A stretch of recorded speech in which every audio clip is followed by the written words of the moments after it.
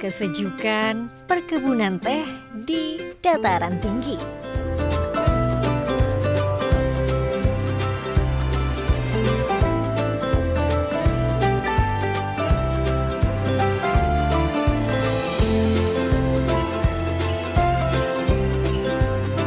Kesegaran buah yang memikat lidah.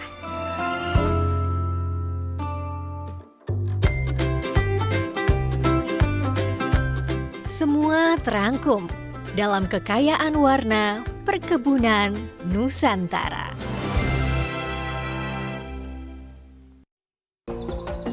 Saya akan melihat kebun Edelweiss yang tak jauh dari kawasan Taman Nasional Kelimutu. Kebun Edelweiss ada sejak tahun 2018 yang dikelola oleh kelompok Tukedu, kelompok binaan Taman Nasional Kelimutu. Permisi Pak Vendra, ini luas banget ya Pak. Dari pihak Taman Nasional Kelimutu melakukan pelatihan tidak kepada masyarakat? Ini kan masyarakat semua nih yang mengelola. Iya, kita dari awal melakukan pelatihan terus melakukan pembinaan. Dalam hal ini proses penanaman sampai pemanenan. Begitu juga dengan nanti pas penjualan itu kita selalu dampingi. Oke, menarik nih Pak. Jangka waktu Edelweiss dari pembibitan sampai panen sekitar 6-8 bulan baru dapat dipetik. Kuncup bunga yang berwarna kuning itulah yang baik dan siap dipetik. Barulah Edelweiss dirangkai dan dikeringkan. Disebut sebagai bunga abadi, Edelweiss ini pun akan tetap mekar. Kota Bunga, begitulah nama Tomohon tersohor di seantero Nusantara. Berada di dataran tinggi, berbagai jenis bunga tumbuh subur di kota ini. Salah satu taman bunga yang menjadi destinasi wisata adalah Taman Bunga Mahoni yang berada tak jauh dari kota. Berbagai bunga tumbuh subur di sini, salah satunya bunga matahari.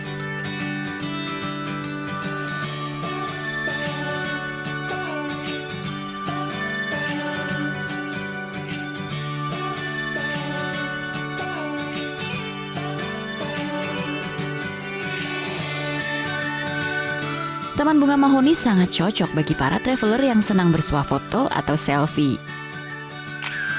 Berfoto dengan bunga menjadi hal wajib di sini. Tapi selain itu, Taman Bunga Mahoni juga menyediakan beberapa spot atau tempat berfoto lain, seperti ayunan dan juga jembatan kayu di sekitar taman. Pak Frans, ini tempat ini tuh biasanya memang untuk menanam bunga, dipanen, dijual, atau hanya untuk dilihat aja Pak? Hanya untuk dilihat saja.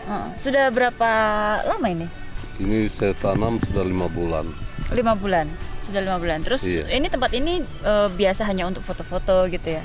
Iya. Dulunya sini tanam sayur. Kayak gini tuh bunga apa aja Pak yang ada? Ini bunga namanya kolasia. Kolasia. Kalau yang sebelah sini? Kalau ini bunga sarang ayam. Sarang ayam. Terus kedepannya kan saya lihat masih dibangun nih Pak ya. Mau dibikin apa sih sebenarnya di sini selain tempat foto? Ini mau dibikin tempat istirahat tamu-tamu. Kayak semacam kafe, kopi gitu ya. Selain menjadi ciri khas kota, bunga juga menjadi penopang hidup para petani di Tomohon. Disinilah pembibitan dan penanaman bunga secara intensif dilakukan.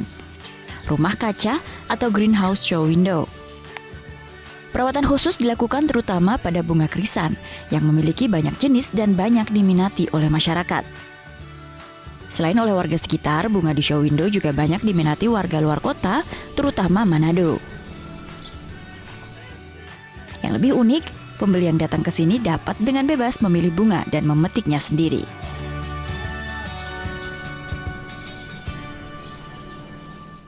Malino juga identik dengan bunga. Bahkan, Malino dijuluki sebagai kota bunga. Bunga-bunga yang tumbuh dengan cantiknya di Malino antara lain bunga anggrek dan bunga krisan.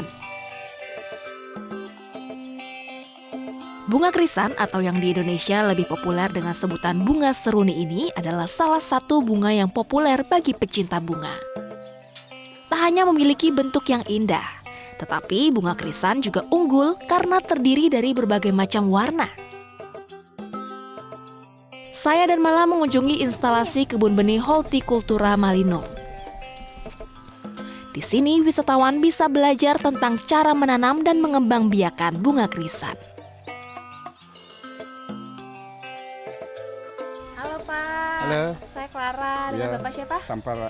Bapak Sampara. Ini bunganya banyak sekali. Ya, Pak, ini untuk persiapan Beautiful Malino. Di tipe Malino. Iya, Ini kan namanya bunga krisan. Iya. Tapi setiap warna namanya beda-beda. beda-beda. Apa saja nih Pak? Kalau ini Heriati yang kuning. Heriati yang kuning. Heriati. Heriati. Ini Mardalina yang merah. Setiap warna lain namanya. Bunga krisan yang ditanam di Malino, Kabupaten Goa merupakan salah satu bunga krisan yang terbaik di dunia loh. Standar mutu bunga di Malino sudah memenuhi standar internasional, bahkan diekspor ke Jepang.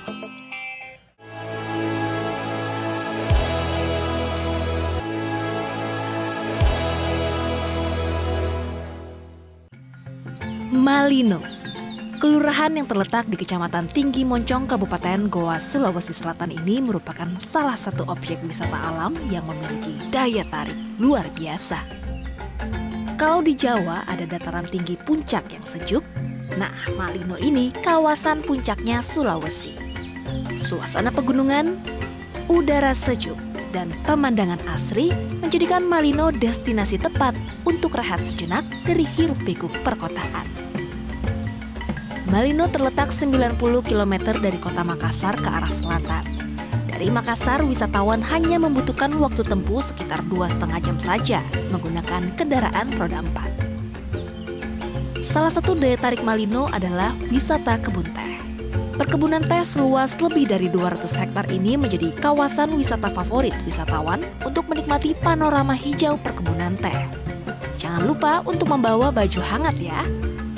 Anginnya kencang sekali di atas sini. Untuk menikmati panorama ini, wisatawan harus membayar tiket masuk sebesar Rp50.000 per orang. Saya sudah janjian dengan salah satu warga lokal Kabupaten Goa, Mala. Mala akan mengajak saya mengunjungi tempat-tempat wisata di Malino.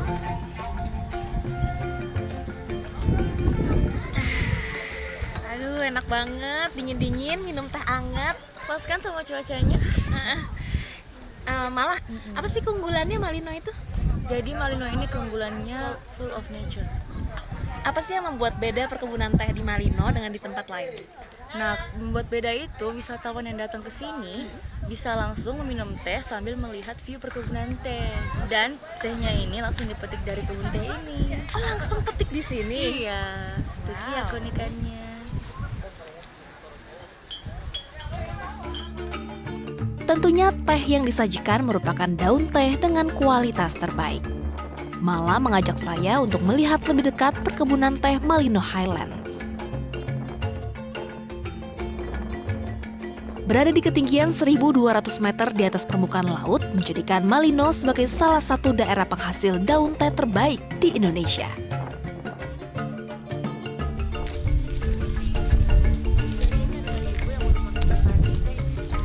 Halo Ibu. Siapa namanya Ibu? Yuli. Clara Ibu. Ini lagi musim panen kah? Iya, lagi musim panen. Ini boleh dipetik? Iya, boleh. Cara pilih pucuk teh terbaik itu gimana Ibu bedanya? Yang ini, Oh, justru yang kecil ya Bu ya? yang ada pucuknya. Ini jenis daun teh apa? Ini E025. Eh, hitam. 025 teh Iya, hitam. iya. Oh, black tea, ini black tea. Emang ada jenis apa aja sih Bu kalau di Ada daun teh? teh putih, ada teh hijau. Teh putih, teh hijau. Nah, Iya. cara bedainnya gimana Ibu? Ini kalau ini E025 kan ini agak ada kuning-kuningnya. Kalau teh hijau agak hijau. Kalau teh putih baru ada bulu, kayak ada bulu-bulunya itu. Kalau teh putih. Dataran tinggi Kabupaten Kendal menawarkan pesona alam yang menarik perhatian pelancong. Kebun teh Medini di Kecamatan Limbangan menjadi lokasi pertama yang saya datangi nih travelers. Berada di ketinggian sekitar 1.400 meter di atas permukaan laut. Tempat ini seperti berada di atas awan jika kabut menyelimuti dan berhembus melewati Gunung Ungaran. Kebun teh Madini dengan luas sekitar 276 hektar ini sudah ada sejak zaman kolonial Belanda loh travelers. Pengunjung yang datang biasa berkeliling di antara kebun teh. Bisa juga hanya sekedar berfoto karena pemandangan yang tak biasa. Tak jauh saya melihat seorang ibu yang sedang memetik pucuk daun teh secara manual. Halo Ibu. Ya, Bu ini mau tahu dong cara petik daun teh yang benar secara manual seperti apa? gini Mbak, petiknya cara P3. P3 itu apa? Ini kan ada daunnya 1, 2, 3. Tuh. Jadi Ini yang bagus, P3. Iya.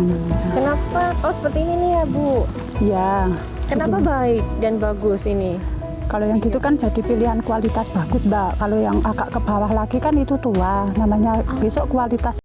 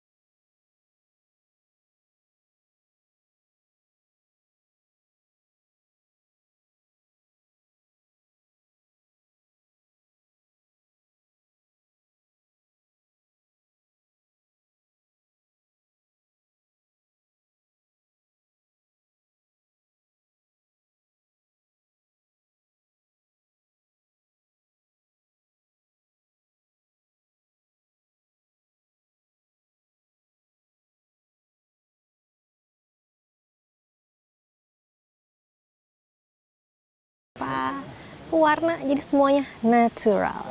Nikmat deh.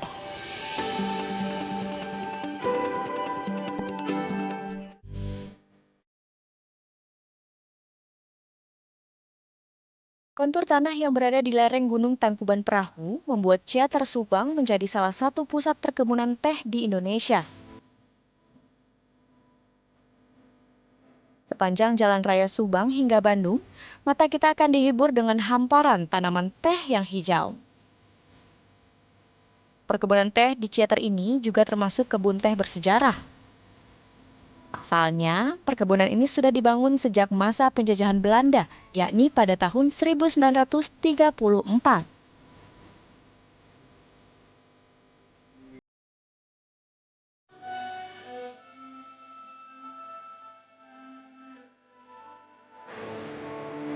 Nah, bukan hanya berjalan-jalan di kebun teh, saya juga mau berkunjung ke pabrik teh yang dikelola PT Perkebunan Nusantara 8. Saya diajak oleh Pak Egen untuk mengenal lebih dekat bagaimana sebetulnya teh Indonesia diproduksi hingga menjadi komoditi ekspor. Daun-daun teh yang sudah dipetik oleh para petani dipilah dengan mengambil daun kualitas terbaik di areal ini.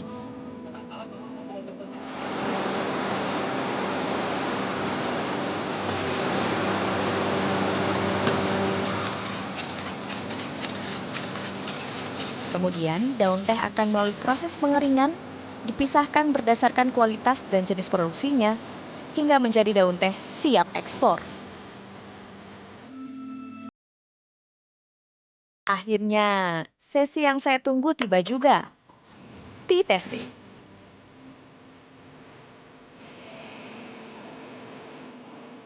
Tetap dimasukkan ke lubang hidung, jangan dulu dibuang. Kalau sudah masuk hidung mau dibuang silakan, mau ditelan silakan. Pahit di ujung lidah gitu ya Pak ya? Sepet. Ini yang daun muda. Nah, ini banyak jenisnya dari yang paling pahit, sepet, lalu juga ada aromanya yang kuat tapi ringan. Itu biasanya kalau Eropa, pasar Eropa tuh sukanya yang mana? Pasar Eropa biasanya rasa Oh, lebih ke rasa. Karena pemakai teh yang paling itu Eropa bukan. Pengguna teh yang kuat begitu. Pahit banget.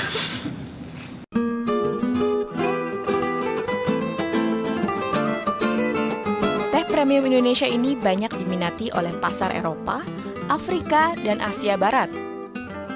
Wisata edukasi semacam ini sebetulnya terbuka untuk umum. Jadi, siapapun bisa menjajal dan mengenal lebih dekat teh Indonesia. Menikmati teh lokal dengan cita rasa internasional.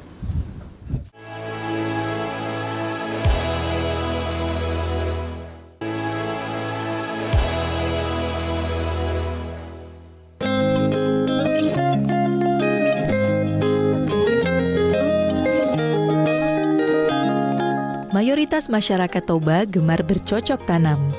Tanahnya yang subur membuat beragam buah dan sayur bertumbuh lebat di sini.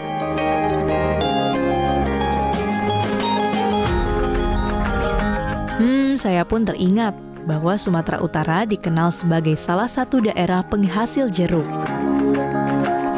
Setelah mencari informasi dari website dan sosial media, menarik juga kalau kali ini saya mencari tempat agrowisata di sini. Tibalah saya di agrowisata jeruk Batu Lamak yang ada di Desa Gurgur Aek Raja. Saya akan ditemani Ibu Junika Sianipar untuk berkeliling kebun buah-buahan.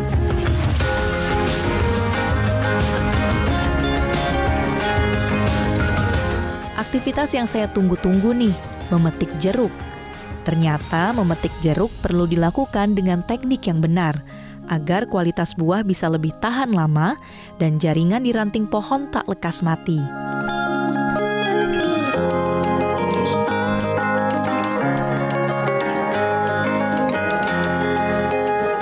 Di agrowisata Batu Lamak ini kita bisa menemukan tumbuhan apa aja, Bu, selain jeruk?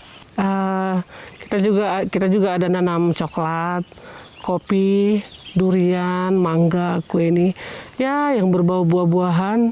Nah, Bu, kalau di tengah masa pandemi seperti sekarang, mungkin jumlah wisatawan kan sedang menurun ya, Bu. Iya. Untuk penjualan jeruknya sendiri, Ibu biasanya promosi di mana? Saya udah jual di online, di Facebook, di media sosial gitu. Ya, puji Tuhan, teman-teman juga respect, banyak yang beli. Dalam satu hari itu saya bisa menjual sampai 300 kilo. Jadi lebih banyak juga yang mencari jeruk ya, Bu, jeruk dari Batu Lamak. Kalau soal pemandangan, tak perlu diragukan.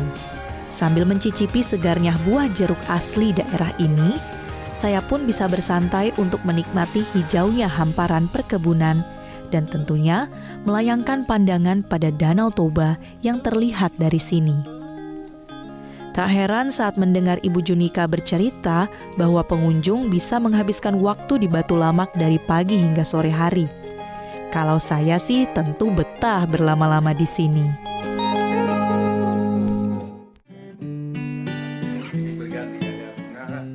Tak hanya kopi saja, hasil alam lainnya ialah jeruk pamero. Gampang sekali ternyata. Kami pun kembali ke Pijar Park untuk segera mencicipi buah yang telah saya petik. Jadi ini dia buah yang tadi kita petik. Mirip banget kayak jeruk Bali, tapi nggak ada bijinya. Coba ya. Manis. Nggak ada pahitnya. Manis, natural. Enak banget.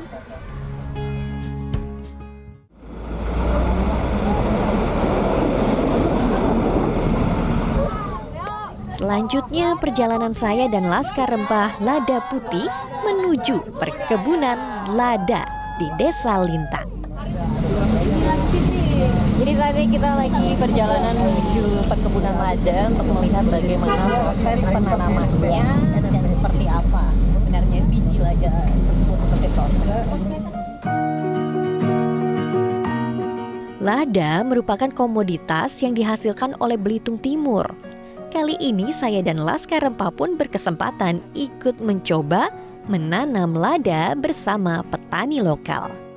Pertama-tama, kami menuangkan pupuk organik minimal 20 kg per lubang tanah dengan ukuran sekitar 40 x 40 cm dan kedalaman 50 cm.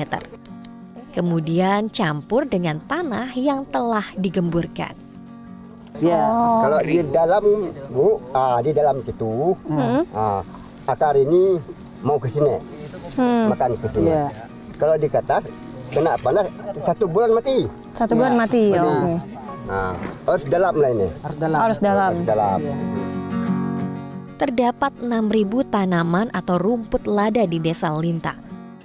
Lada akan dipanen sekali dalam 1 tahun. Usia tanaman yang siap panen yang berusia di atas 3 tahun. Jadi usahakan dalam penimbunan bibit ini, usahakan di sini agak tinggi. Nah, jadi tujuannya untuk mencegah air menghindari supaya tidak tergenang di tengah. Nah, gitu tujuan. Selanjutnya apa, Pak? Disungkup tuh ditutupkan. Tutup untuk menghindari panas yang berkepanjangan. Gitu. Supaya bisa tumbuh dengan baik ya, Pak. Berarti bibit itu diambil dari pohon yang sudah jadi, dipotong di bagian apanya? Di bagian akar. 6-7 akar perakaran. Mengutip dari Historia, perjalanan tanaman lada di Belitung baru dikembangkan pada zaman Hindia Belanda dengan terapan tanam paksa. Mulanya, lada diperkenalkan oleh Demang Abang Ali Muhammad Ali di Pulau Bangka pada tahun 1860. Ia pun mendatangkan bibit lada dari Lingga, Kepulauan Riau. Hingga saat ini, Belitung masih memproduksi lada yang tersebar di berbagai tempat seperti di Desa Lintang ini. Metro TV. Jelajahi cara baru mendapatkan informasi. Download Metro TV Extend sekarang.